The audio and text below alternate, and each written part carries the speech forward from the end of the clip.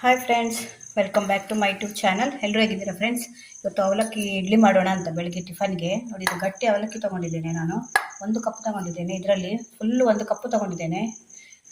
ಇದಕ್ಕೆ ಇದು ಗಟ್ಟಿ ಅವಲಕ್ಕಿದು. ಇದು ಇಡ್ಲಿ ರವೆ ಹಾಕ್ತಾ ಇದ್ದೇನೆ ನಾನು. ಇದ್ರ ಜೊತೆಯಲ್ಲಿ ಇದು 1 ಕಪ್ ಆದರೆ ಇದು 1.5 ಕಪ್ ನಾನು ಇಡ್ಲಿ ರವೆ ತೊಗೊಂಡಿದ್ದೇನೆ. ಇವಾಗ ಇದನ್ನು ಕ್ಲೀನಾಗಿ ತೊಳ್ಕೊಳ್ಬೇಕು. 2-3 ಸಲ ತೊಳಿಬೇಕಿದು. ಯಾಕಂದರೆ ನಮ್ಗೆ ಇಡ್ಲಿ ಅದು ಕಲರ್ ಬರಬೇಕು ಅಂದರೆ ಇದು ಕ್ಲೀನಾಗಿ ತೊಳೆದು ಅದ್ರ ಕಲರ್ ಆಗಿರಬೇಕು. ಇವಾಗ ನಾನು ಫಸ್ಟ್ ತೊಳ್ಕೊಂಡು ಬರ್ತೇನೆ.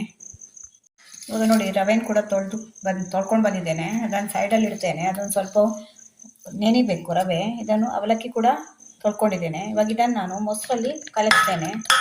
ಇದು ನಾನು ಅವಲಕ್ಕಿದು ಮಸಾಲ ಇಡ್ಲಿ ಮಾಡ್ತಾ ಇದ್ದೇನೆ. ಇದನ್ನು ಮೊಸರು ಹಾಕಿ ಕಲಿಸ್ತಾ ಇದ್ದೇನೆ. ಇವಾಗ ಒಂದ್ಸಲ ಚೆನ್ನಾಗಿ ಮೊಸರು ಹಾಕಿ ಕಲಸಿ ಒಂದು 5 ರಿಂದ 10 ನಿಮಿಷ ಹಾಗೆ ಇಡಬೇಕಿದ್ದಾನೆ. ಇದು ತುಂಬ ಈಸಿಯಾಗಿ ಒಂದು ಅರ್ಧ ಗಂಟೆಯಲ್ಲಿ ಮಾಡ್ಕೊಳ್ಬೋದು ನೀವು. ಅಷ್ಟು ಸುಲಭ ಇದು.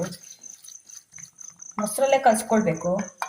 ನಿಮಗೆ 1 ಕಪ್ಪು ನೀವು ಅವಲಕ್ಕಿ ತೊಗೊಂಡ್ರೆ ಅಂದರೆ 1/4 ಕಪ್ವರೆಗೂ ನಿಮಗೆ ಮೊಸರು ಹಿಡಿಯುತ್ತೆ. ಇದು ಹುಳಿ ಮೊಸರು ಆದರೆ ಇನ್ನೂ ಚೆನ್ನಾಗಿ ಬರುತ್ತೆ ನಿಮಗೆ. ಇನ್ಸ್ಟೆಂಟ್ ಇಡ್ಲಿ ಆದ್ದರಿಂದ ಒಂದು ಸ್ವಲ್ಪ ಹುಳಿ ಬೇಕಾಗುತ್ತಲ್ಲ, ಅದರಿಂದ ಹುಳಿ ಮೊಸರು ಇದ್ದರೆ ಇನ್ನೂ ಒಳ್ಳೆಯದು.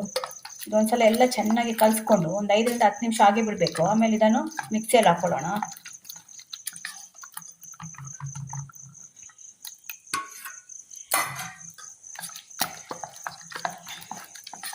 ಇದು ಗಟ್ಟಿ ಆಗ್ತಾ ಬರುತ್ತೆ ಒಂದು 10 ನಿಮಿಷ ಆದಾಗ. ಇದೊಂದು 10 ನಿಮಿಷ ಮುಚ್ಚಿಡ್ತೇನೆ. ಆಮೇಲೆ ಇದನ್ನು ಮಿಕ್ಸಿಯಲ್ಲಿ ಹಾಕ್ಕೊಳ್ತೇನೆ. ಇವಾಗ 10 ನಿಮಿಷ ಆಯಿತು. ಇದು ನೆಂದಿದೆ ನೋಡಿ. ಇವಾಗ ಇದನ್ನು ನಾನು ಒಂದು ಸಲ ಮಿಕ್ಸಿಯಲ್ಲಿ ಹಾಕ್ಕೊಳ್ತೇನೆ. ಮಿಕ್ಸಿಯಲ್ಲಿ ಹಾಕ್ಕೊಂಡು ನಾವು ಉದ್ದಿನ ಹಿಟ್ಟು ರುಬ್ಕೊಳ್ತೇವಲ್ಲ, ಉದ್ದಿನ ಬೇಳೆ ರುಬ್ಕೊಳ್ತೇವಲ್ಲ ನಾವು ಇಡ್ಲಿಗೆ, ಆ ರೀತಿ ರುಬ್ಕೊಳ್ಬೇಕು ಇದನ್ನು. ಇವಾಗ ನೋಡಿ, ಹೀಗೆ ನುಣ್ಣಗೆ ರುಬ್ಕೊಂಡಿದ್ದೇನೆ. ಇದನ್ನು ಬೌಲಿಗೆ ಹಾಕ್ಕೊಡ. ಇದು ಇನ್ಸ್ಟೆಂಟಾಗಿ ಮಾಡ್ಕೊಳ್ಳೋದು. ಬೆಳಗ್ಗೆ ಎದ್ದು ನೀವು ಟಿಫನ್ಗೆ ಏನು ಮಾಡೋದು ಅಂತ ಆಲೋಚನೆ ಮಾಡುವಾಗ ಈ ರೀತಿ ಮಸಾಲೆ ಇಡ್ಲಿ ಮಾಡ್ಕೊಳ್ಬೋದು ಅವಲಕ್ಕಿದು.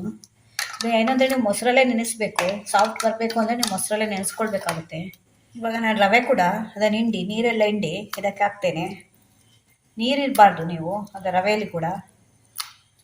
ನೀವು ಇದಕ್ಕೆ ಬೇಕಾದರೆ ಬಾಂಬೆ ರವೆ ಕೂಡ ಹಾಕ್ಕೊಳ್ಬೋದು, ಇಡ್ಲಿ ರವೆ ಕೂಡ ಹಾಕ್ಕೊಳ್ಬೋದು. ಯಾವ ರವೆ ಹಾಕ್ಕೊಂಡ್ರು ಕೂಡ ಚೆನ್ನಾಗೇ ಇರುತ್ತೆ ಇದು. ನಾನಿವತ್ತು ಪ್ಲೈನ್ ಮಾಡ್ತಿಲ್ಲ, ಒಂದ್ಸಲ ಮಸಾಲೆ ಎಲ್ಲ ಹಾಕಿ ಮಸಾಲ ಇಡ್ಲಿ ಥರ ಮಾಡ್ತಾಯಿದ್ದೇನೆ. ಅದು ಕೂಡ ಚೆನ್ನಾಗಿರುತ್ತೆ. ಬೇಕಾದರೆ ಪ್ಲೈನ್ ಕೂಡ ಮಾಡ್ಕೊಳ್ಬೋದು ನೀವು ಹಾಗೆ. ಯಾಕೆಂದರೆ ಇದಕ್ಕೇನು ನಾವು ನೆನೆಸ್ಬೇಕು, ಅಕ್ಕಿ ನೆನೆಸ್ಬೇಕು, ಉದ್ದಿನಬೇಳೆ ನೆನೆಸ್ಬೇಕು ಆ ರೀತಿ ಏನೂ ಇಲ್ಲ. ಇವಾಗ ಇದಕ್ಕೆ ರವೆ ಕೂಡ ಹಾಕಿ ಚೆನ್ನಾಗಿ ಮಿಕ್ಸ್ ಮಾಡ್ತಾಯಿದ್ದೀನಿ. ನೋಡಿ, ಈ ಕನ್ಸಿಸ್ಟೆನ್ಸಿಲೇ ಬರಬೇಕು. ನಾವು ಇಡ್ಲಿ ಹಾಕ್ತೇವಲ್ಲ, ಮಾಮೂಲಿ ಇಡ್ಲಿ ಮಾಡ್ತೇವಲ್ಲ ಹೇಗಿರುತ್ತೆ ಆ ಕನ್ಸಿಸ್ಟೆನ್ಸಿಯಲ್ಲೇ ಬರಬೇಕು. ಇವಾಗ ಇದಕ್ಕೊಂದು ಸ್ವಲ್ಪ ಉಪ್ಪು ಮತ್ತು ಅಡುಗೆ ಸೋಡಾ ಹಾಕ್ತೇನೆ. ಇದಕ್ಕೆ 1 ಸ್ಪೂನಷ್ಟು ಉಪ್ಪು ಹಾಕ್ತಾಯಿದ್ದೇನೆ. ಮತ್ತೊಂದು ಅರ್ಧ ಸ್ಪೂನಷ್ಟು ಅಡುಗೆ ಸೋಡಾ ಹಾಕ್ತಾಯಿದ್ದೇನೆ. ನಾವು ಇದು ಇನ್ಸ್ಟೆಂಟ್ ಇಡ್ಲಿ ಆದ್ದರಿಂದ ಒಂದು ಸ್ವಲ್ಪ ಅಡುಗೆ ಸೋಡಾ ಹಾಕಬೇಕಾಗುತ್ತೆ. ಅಡುಗೆ ಸೋಡಾ ಬೇಡ ಅನ್ನೋರು ಸ್ಕಿಪ್ ಮಾಡ್ಕೊಳ್ಳಿ ಬೇಕಿದ್ರೆ. ಆದರೆ ನಿಮಗೆ ಸಾಫ್ಟ್ ಬರಬೇಕು ಅಂದರೆ ಸ್ವಲ್ಪ ಅಡುಗೆ ಸೋಡಾ ಬೇಕಾಗುತ್ತೆ.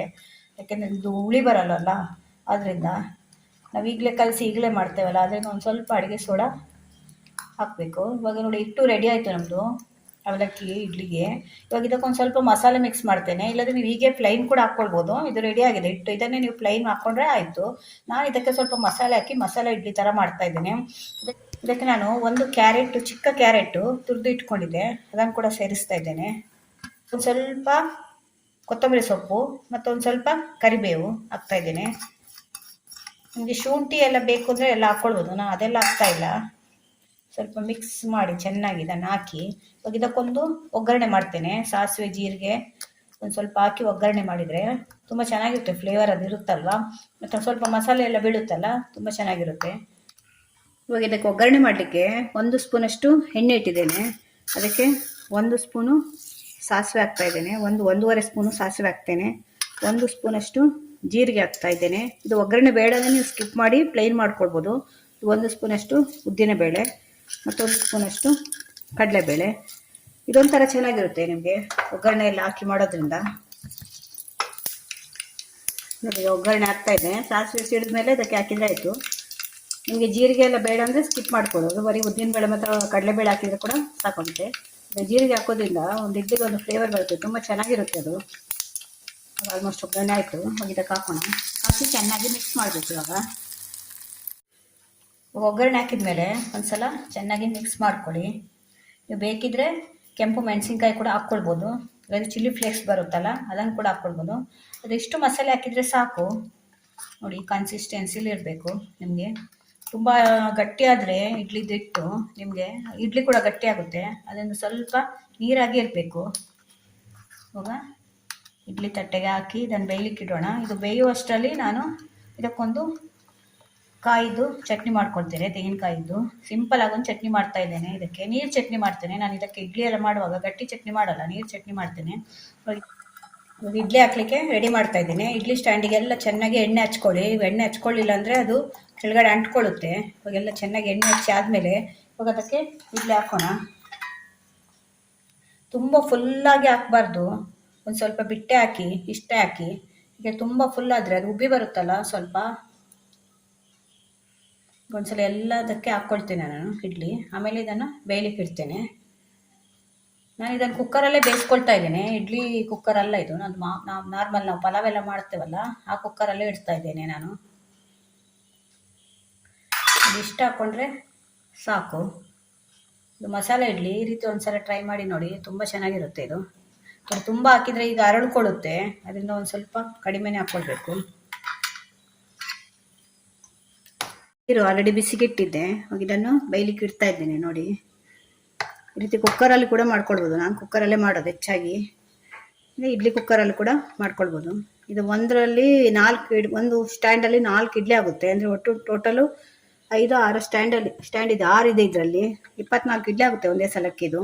ಇವಾಗ ಇದನ್ನು ಮುಚ್ಚಿ ಒಂದು 10-15 ನಿಮಿಷ ಇಡ್ತೇನೆ, ಮುಚ್ಚಿಡ್ತೇನೆ. ಇದು ವಿಸಿಲಲ್ಲಿ ಹಾಕ್ಲಿಕ್ಕಿಲ್ಲ, ಹಬೆ ಹೋಗ್ಬೇಕಿದು. ಆವಿ ಎಲ್ಲ ಹೊರಗಡೆ ಹೋಗ್ಬೇಕು. ಒಂದು 10-15 ನಿಮಿಷವರೆಗೂ ಮುಚ್ಚಿಡ್ತೇನೆ. ಬೇಯಲಿಕ್ಕೆ ಇಟ್ಟಿದ್ದೇನೆ. ಈಗ ಇದು ಅದಕ್ಕೊಂದು ಚಟ್ನಿ ರುಬ್ಕೊಳ್ತಾ ಇದ್ದೇನೆ. ನೀರು ಚಟ್ನಿ ಆಗಿ ರುಬ್ಕೊಳ್ತೇನೆ. ಒಂದು ಸ್ವಲ್ಪ ತೆಂಗಿನ ತುರಿ ತಗೊಂಡಿದ್ದೇನೆ, ಒಂದು 3 ಸ್ಪೂನಷ್ಟು. ಒಂದು ಸ್ವಲ್ಪ ಹುಳಿ ಹಾಕ್ತಾ ಇದ್ದೇನೆ, ಹುಣಸೆ ಹುಳಿ. ಮತ್ತೊಂದು ಸ್ವಲ್ಪ ಇದು ಪುಟಾಣಿ, ಇದನ್ನು ಹಾಕ್ತಾ ಇದ್ದೇನೆ, ಒಂದು 2 ಸ್ಪೂನಷ್ಟು. ಮತ್ತೊಂದು ಸ್ವಲ್ಪ ಕೊತ್ತಂಬರಿ ಸೊಪ್ಪು. ಇದಕ್ಕೇನು ಕಡಲೆ ಬೀಜ ಅದೆಲ್ಲ ಏನೂ ಹಾಕ್ತಿಲ್ಲ, ಸಿಂಪಲಾಗಿ ಕಾಯಿ ಚಟ್ನಿ ಮಾಡ್ತಾ ಇದ್ದೇನೆ. ಒಂದು ಸ್ವಲ್ಪ ಕರಿಬೇವು ಹಾಕ್ತಾ ಇದ್ದೇನೆ. ಮತ್ತೊಂದು 2 ಮೆಣಸಿನ್ಕಾಯಿ, ಹಸಿಮೆಣಸಿನ್ಕಾಯಿ, ಇದನ್ನು ಹಾಕ್ತಾ ಇದ್ದೇನೆ. ಒಂದು ಸ್ವಲ್ಪ ಉಪ್ಪು ಹಾಕಿದ್ದನ್ನು ಇವಾಗ ರುಬ್ಕೊಂಡು ಬರ್ತೇನೆ.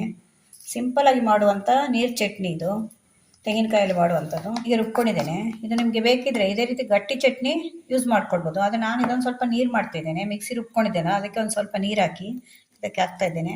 ನಾನು ಹೆಚ್ಚಾಗಿ ಇಡ್ಲಿಗೆ ನೀರು ಚಟ್ನಿ ಮಾಡೋದು, ಸ್ವಲ್ಪ ನೀರಾಗಿರ್ಬೇಕು ನಮಗೆ.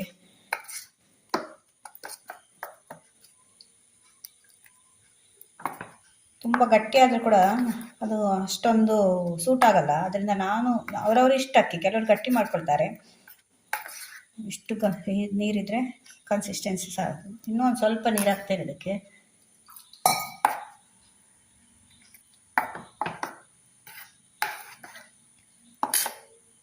ಇಷ್ಟು ಸಾಕು. ಕೆಲವರು ತುಂಬ ಗಟ್ಟಿ ಚಟ್ನಿ ಮಾಡ್ಕೊಳ್ತಾರೆ. ಇವಾಗ ಇದಕ್ಕೊಂದು ಒಗ್ಗರಣೆ ಮಾಡ್ತೇನೆ. ಇವಾಗ ಚಟ್ನಿಗೆ ಒಂದು ಒಗ್ಗರಣೆ ಮಾಡ್ತಾ ಇದ್ದೇನೆ. 1 ಸ್ಪೂನಷ್ಟು ಸಾಸಿವೆ, ಒಂದು ಅರ್ಧ ಸ್ಪೂನಷ್ಟು ಉದ್ದಿನಬೇಳೆ, ಒಂದು ಅರ್ಧ ಸ್ಪೂನಷ್ಟು ಜೀರಿಗೆ, ಸ್ವಲ್ಪ ಕರಿಬೇವು. ಇಷ್ಟು ಹಾಕಿದರೆ ಸಾಕು.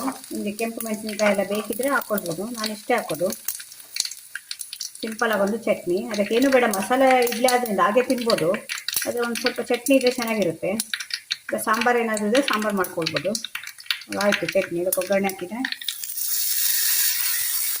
ಈಗ ನಮ್ಮ ಇಡ್ಲಿ ಕೂಡ ಬೆಂದಿದೆ ನೋಡಿ, ಚೆನ್ನಾಗಿ ಬೆಂದಿದೆ ನೋಡಿ, ಸ್ಮೂತಾಗಿ ಬಂದಿದೆ.